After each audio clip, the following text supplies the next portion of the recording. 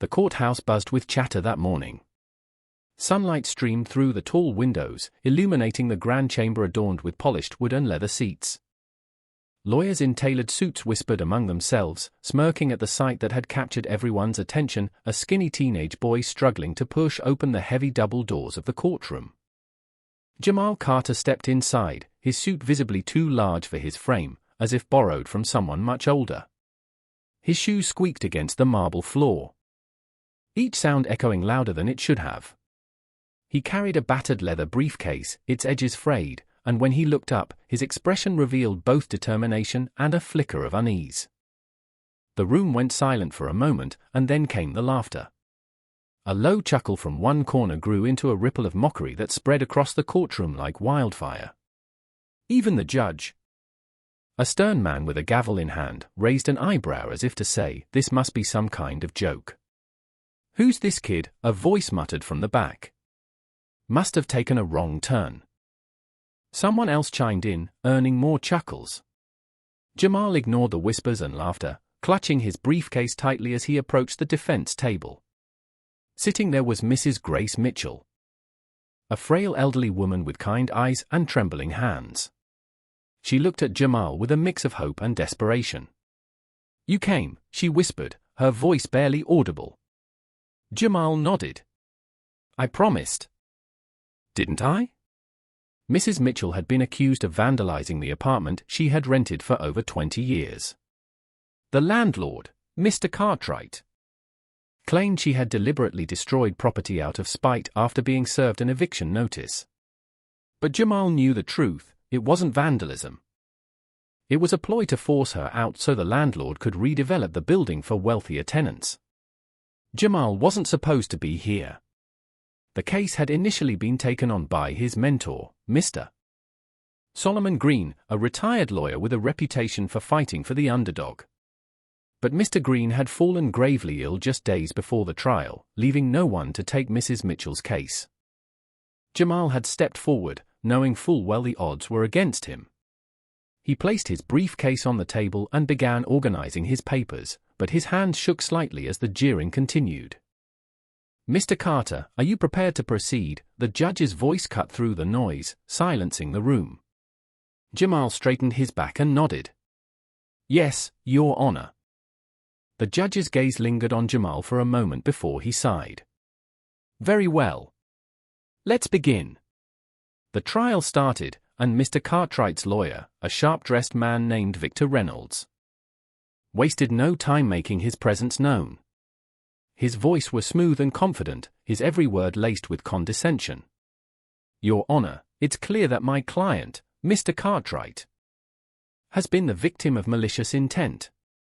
The defendant, Mrs. Mitchell, deliberately caused significant damage to her apartment, as evidenced by these photographs." He handed a stack of glossy images to the court clerk, who distributed them to the judge and jury. The photos depicted shattered windows, holes in the walls, and graffiti scrawled across the hallway. "Mrs. Mitchell has a history of being difficult," Reynolds continued, pacing the courtroom like a predator circling its prey. "She refused to pay rent on time, ignored maintenance requests, and when asked to vacate the property, resorted to vandalism. This is not just a violation of the lease, it's criminal behavior." The jury nodded along, seemingly convinced. Jamal felt the weight of their judgmental stares and the sneers from Mr. Cartwright, who sat confidently at the plaintiff's table. When it was Jamal's turn to respond, he stood slowly, adjusting his too big suit jacket. "Your Honor," he began, his voice steady but soft. "I'd like to point out that my client has lived in this apartment for over 2 decades. She's never missed a payment until recently, and even then, it was because her rent was raised by nearly 50% without proper notice." Reynolds smirked. "Objection, Your Honor." "Speculation." "Sustained," the judge said, nodding toward Jamal. "Stick to the facts." Jamal nodded, taking a deep breath. He reached into his briefcase and pulled out a stack of documents. "These are repair requests filed by Mrs. Mitchell over the last 5 years, he said, handing them to the clerk. The landlord ignored them. "She reported leaks, broken heating, and even a pest infestation, but nothing was ever fixed. Is it any wonder that the property fell into disrepair? Reynolds rolled his eyes. Are you suggesting that the landlord is to blame for the vandalism?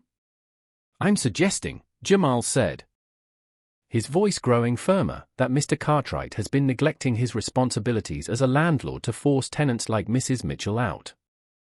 The so-called vandalism is either a result of that neglect or something more sinister.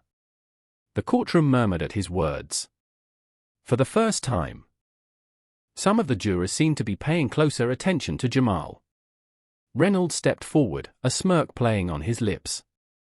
That's a bold accusation coming from someone who hasn't even passed the bar. Laughter rippled through the room again, but Jamal didn't flinch. With all due respect, Mr. Reynolds, he said, his eyes locking onto the lawyer's, I may not have passed the bar, but I know the law. And I'm not here to impress you. I'm here to defend an innocent woman. The room fell silent. For a moment, even the judge seemed taken aback by Jamal's resolve. The rest of the day was a battle of wits. Reynolds continued to attack Jamal's credibility, bringing up his lack of experience and trying to paint him as a naive boy playing at being a lawyer. But Jamal held his ground, countering with facts and logic that slowly began to unravel the plaintiff's case. By the time the court adjourned for the day, the mood in the room had shifted. The laughter and jeers had faded, replaced by an uneasy respect for the boy who refused to back down. As Jamal packed his briefcase, Mrs. Mitchell placed a trembling hand on his arm. You were amazing today, she said, her voice filled with emotion. Jamal shook his head. We're not done yet. Cartwright isn't going to go down without a fight. And he was right. Outside the courthouse, as Jamal walked to the bus stop, he noticed a black car idling nearby. The windows were tinted, and though he couldn't see inside, he felt the weight of someone's gaze. The car followed him for several blocks before speeding off, leaving Jamal with a sinking feeling in his stomach. This wasn't just a legal battle anymore. It was a fight for justice, and it was about to get dangerous. The second day of the trial dawned with a cloudy sky, the kind that seemed to press down on the city with an unspoken weight. Jamal arrived at the courthouse early, his briefcase clutched tightly in his hand. He'd spent the night combing through legal texts, reviewing every piece of evidence, and preparing for what he knew would be an uphill battle. Inside, the courtroom filled quickly. The air was thick with anticipation. Yesterday's proceedings had turned this into the trial everyone wanted to see. The teenage boy lawyer, a David facing a Goliath, had already begun to earn a reputation, and now the crowd wanted to see if he could keep his momentum or crack under pressure. As the trial resumed, Victor Reynolds wasted no time. He called Mr. Cartwright to the stand, and the landlord strode up confidently, his expensive suit and polished demeanor a stark contrast to Jamal's modest appearance. Mr. Cartwright, Reynolds began smoothly. Can you confirm that Mrs. Mitchell's apartment was in perfect condition when she moved in 20 years ago? Absolutely, Cartwright said, his voice dripping with certainty. We pride ourselves on maintaining our properties to the highest standard. And when did the damages occur? Over the past few months, after we served her an eviction notice. It was clearly a retaliation, Cartwright said, shaking his head in mock disappointment. Reynolds smiled.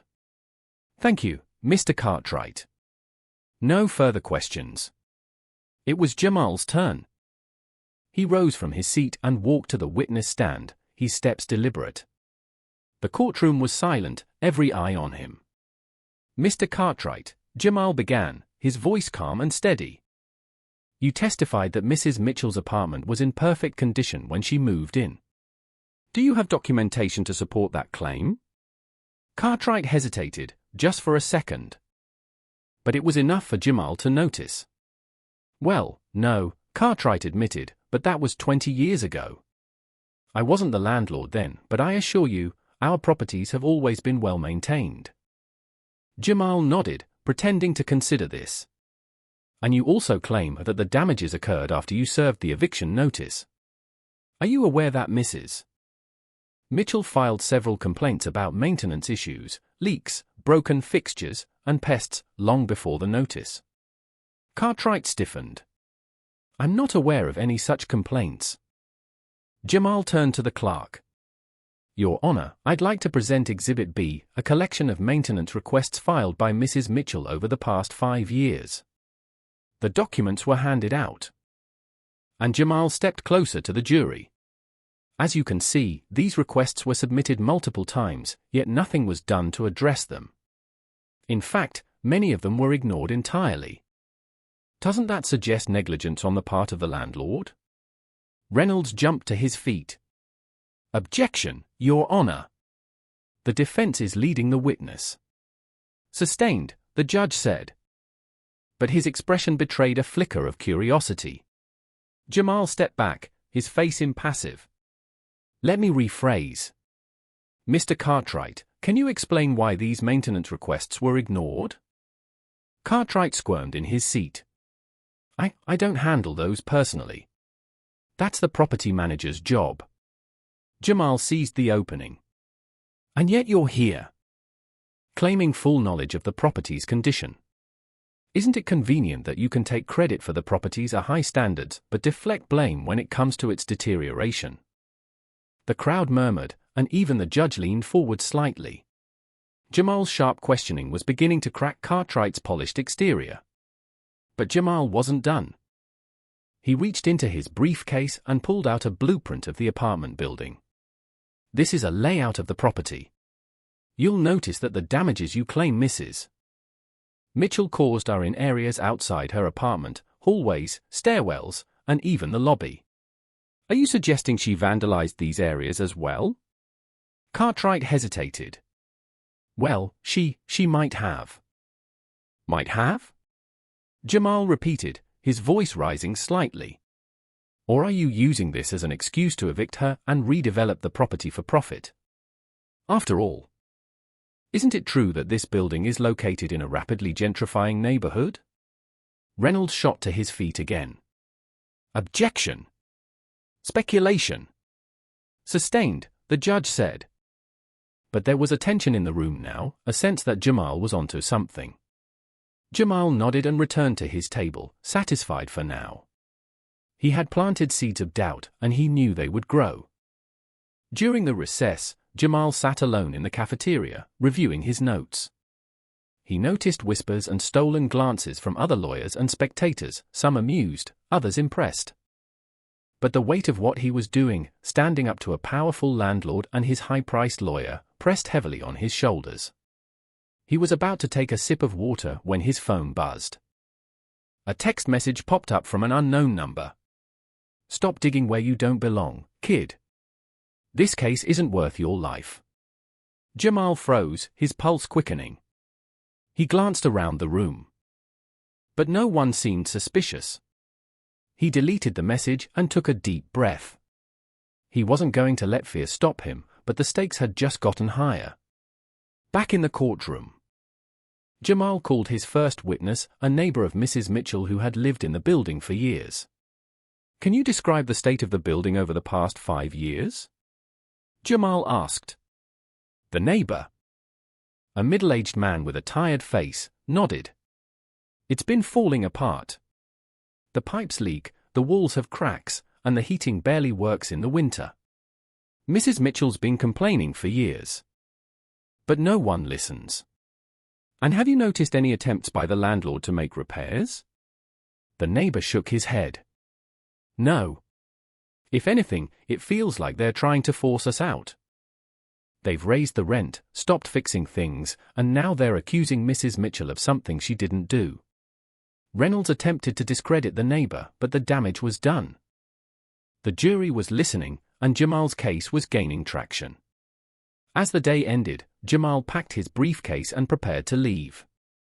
But as he stepped outside, he noticed the same black car from the day before parked across the street. This time, the window rolled down, revealing a man in dark sunglasses. Careful, kid, the man said, his voice low and menacing. You're playing a dangerous game. Jamal didn't respond. He held his ground, staring at the car until it sped away. That night, as he reviewed his notes in his small apartment, Jamal couldn't shake the feeling that someone was watching him. The threats were real, but so was his determination. He wasn't just fighting for Mrs. Mitchell anymore, he was fighting for everyone who had ever been silenced, marginalized, or forced to endure injustice. And no matter what, he wasn't going to back down. The third day of the trial began with an ominous stillness in the courtroom. Jamal arrived early, as always, his briefcase in one hand and a stack of files in the other. He didn't let the growing audience faze him. Word had spread about the boy lawyer standing against a giant, and the courtroom was packed with curious onlookers. Today, Jamal knew, would be pivotal. He wasn't just defending Mrs. Mitchell, he was about to challenge a system built to protect the powerful. The proceedings began with Reynolds calling another witness, Mr. Adam Sims, a property manager for one of Mr. Cartwright's other buildings. Sims was a well-dressed man with a rehearsed smile and an air of practiced politeness. Mr. Sims, Reynolds began. You've worked with Mr. Cartwright for several years. Would you say he's a responsible landlord? Absolutely, Sims replied smoothly. He takes great care of his properties and always ensures his tenants are treated fairly. And in your professional opinion, would Mr. Cartwright ever fabricate a claim against a tenant? Never, Sims said with conviction. Jamal listened intently, noting the subtle cues in Sims' body language, the way his hands fidgeted slightly under the table, the faint sheen of sweat on his brow. This man was lying. When it was Jamal's turn to cross-examine, he stood and approached the witness stand, his movements deliberate. Mr. Sims, Jamal began, his voice calm but probing. You mentioned that Mr. Cartwright treats his tenants fairly. Have you ever visited Mrs. Mitchell's apartment? Sims hesitated. No, I haven't. But you're here to testify about her case. Isn't it odd to make claims about fairness without first-hand knowledge of her situation? Reynolds stood abruptly. Objection! The defense is badgering the witness. Sustained, the judge said. But Jamal wasn't deterred. He stepped closer to the stand, his eyes locked on Sims. Mr. Sims, are you aware of any plans Mr. Cartwright has for the property where Mrs. Mitchell lives? Sims shifted uncomfortably. I'm not involved in those decisions. Jamal smiled faintly, sensing the crack in his composure. That's interesting. Because I have here a copy of an application filed with the City Planning Department. He held up a document. It's a request to demolish Mrs. Mitchell's building and replace it with luxury condominiums. The application was submitted 6 months ago, long before Mrs. Mitchell was accused of vandalism. Care to explain that? The courtroom erupted in murmurs, and the judge banged his gavel for silence. Sims paled, his rehearsed smile faltering. I don't know anything about that, Sims stammered. Jamal pressed on. So you're telling this court that Mr. Cartwright, a man you claim is fair and responsible, didn't inform his own property manager about plans to redevelop one of his buildings? That seems unlikely. Doesn't it? Reynolds jumped to his feet again. Objection! Speculation! The judge hesitated, then waved his hand. Overruled. The witness will answer the question. Sims glanced nervously at Mr. Cartwright, who sat rigidly at the plaintiff's table. I wasn't involved in those discussions, Sims finally said. Jamal nodded, letting the weight of the revelation settle over the room. He turned to the jury. Ladies and gentlemen, the evidence speaks for itself. This isn't about vandalism. This is about greed. Mr. Cartwright is trying to evict Mrs. Mitchell and other tenants to make way for luxury developments, and he's using false accusations to do it. The tension in the room was palpable. Even the judge seemed taken aback by the turn of events. As the court recessed for lunch, Jamal stepped outside to get some air. The city buzzed around him. But he felt the weight of the trial pressing on his shoulders. He knew he was making enemies, and the threat from the black car lingered in the back of his mind. Impressive work, a voice said behind him. Jamal turned to see a woman in her early 30s, dressed in a sharp suit. She introduced herself as Leah Parker, a journalist covering housing issues in the city. "I've been following this case," Leah said. "You're onto something big. Cartwright has a history of shady dealings, but no one's been able to pin him down. If you're willing to share your evidence, I can help expose this to the public." Jamal hesitated. He didn't trust easily, but Leah's determination mirrored his own. "I'll think about it," he said finally. The afternoon session began with Reynolds on the defensive. He called Mr. Cartwright back to the stand in an attempt to control the narrative. "Mr. Cartwright," Reynolds began, "these accusations against you are absurd. Can you explain why you served Mrs. Mitchell an eviction notice?" Cartwright straightened his tie and nodded. "She wasn't paying her rent. I run a business, and I can't afford to let tenants stay for free." Jamal's turn to cross-examine came quickly, and he wasted no time. "Mr. Cartwright," Jamal began, his voice steady, "you claim Mrs. Mitchell wasn't paying rent, but do you have records of her payments, or lack thereof?" Cartwright smirked. "Of course. My accountant handles all that." "Then why weren't those records submitted as evidence?" Jamal asked, raising an eyebrow. Cartwright faltered. "Well, I didn't think it was necessary." Jamal stepped closer to the stand. "Or is it because those records would show that Mrs. Mitchell was paying her rent, and your claims are false?" Reynolds objected, but the damage was done. The jury was beginning to see the cracks in Cartwright's story. Jamal turned to the judge.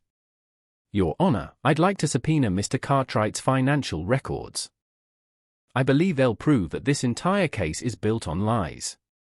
The judge considered for a moment, then nodded. "Request granted."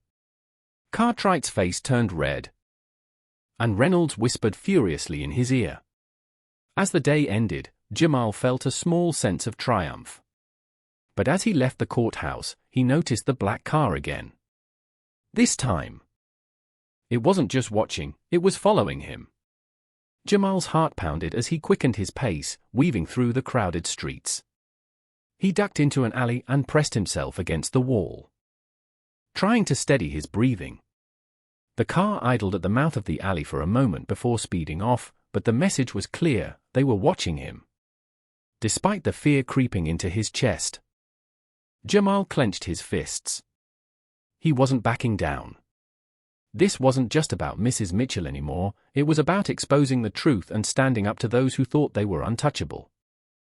And he was just getting started. The morning of the final day of the trial dawned with a heavy fog, as if the city itself was holding its breath. Jamal stood in front of his bathroom mirror, tying his tie with trembling hands. He hadn't slept much, threats lingered in his mind, and he couldn't shake the feeling of being watched. Still, there was no room for fear now. He had spent the night meticulously preparing, and today would be the day everything came to light. The courtroom was packed, the tension almost suffocating. Even those who had no stake in the case couldn't resist the pull of the drama. The boy lawyer, the cunning landlord, the looming conspiracy, it was the kind of story that gripped the imagination. As the judge entered, the room fell silent. Jamal could feel the weight of dozens of eyes on him, but he pushed the pressure aside. "Defense, you may proceed," the judge said. Jamal rose and walked to the center of the courtroom, carrying a stack of papers in one hand. "Your Honor, ladies and gentlemen of the jury, today Cartwright's actions. This isn't just about Mrs. Mitchell, it's about a pattern of exploitation and greed that spans years." Reynolds smirked, but Jamal ignored him. He called his first witness of the day, Leah Parker, the journalist he had met the day before.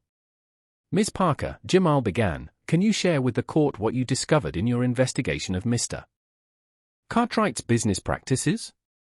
Leah stood confidently, holding a folder of documents. "Through public records and whistleblower accounts, I uncovered that Mr. Cartwright has used similar tactics to evict tenants in multiple buildings. In each case, he claimed damages or non-payment of rent to justify evictions, only to redevelop the properties for profit." Reynolds stood. "Objection! This is irrelevant to the current case. The judge frowned. Overruled. Continue, Ms. Parker. Leah handed the folder to the clerk. Who distributed its contents to the jury? These are copies of eviction notices, building permits, and redevelopment plans filed by Mr. Cartwright. The pattern is clear: he profits by forcing out long-term tenants and replacing affordable housing with luxury units. The jury whispered among themselves as Jamal nodded, his confidence growing. Thank you, Ms. Parker. No further questions.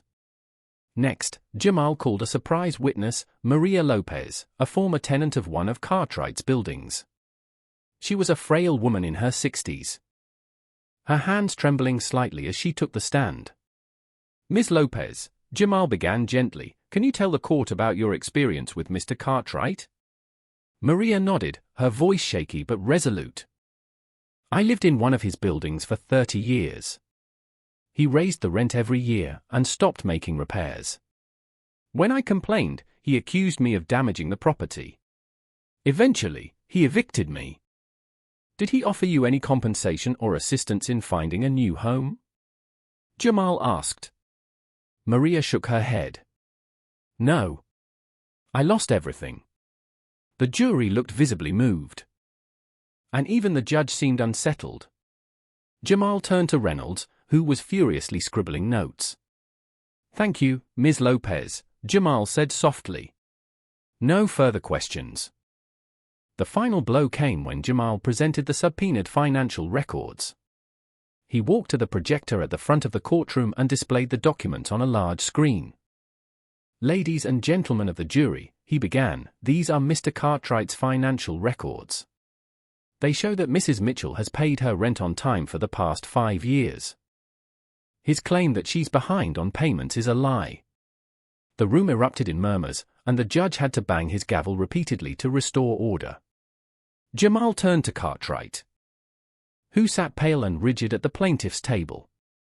But that's not all, Jamal continued, clicking to the next slide. These records also show a series of payments made to a private security firm, payments that coincided with the threats I've received during this trial. Gasps filled the courtroom. And Jamal's voice rose. This isn't just about eviction. This is about intimidation, corruption, and greed. Mr. Cartwright is willing to destroy lives to line his pockets. And it's time to hold him accountable.